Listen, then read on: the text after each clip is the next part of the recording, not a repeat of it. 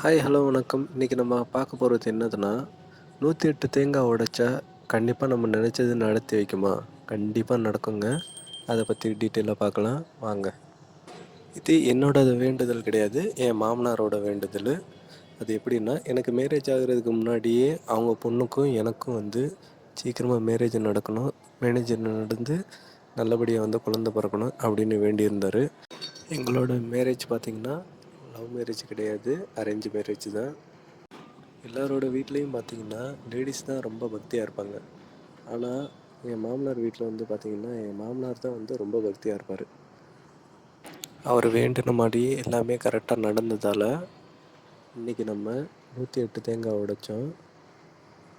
சாமியை கும்பிட்டுட்டு உடைக்கிறதா இல்லை வேண்டிட்டு சாமியை கும்பிட்றதா எங்களுக்கே ஒரு கன்ஃபியூஷனாக இருந்துச்சு. அதுக்கப்புறம் சரி எதுக்கு சாமியை கும்பிட்டுட்டே உடைப்போம் அப்படின்னு சொல்லிட்டு நேராக போய் சாமியை கும்பிட்டுட்டு எல்லா தேங்காயும் உடைச்சோம். ஒன்று ஒன்றா உடைச்சோம். எனக்கு சரியான கைவலி, 2 நாள் சரியான கைவலியாக இருந்துச்சு.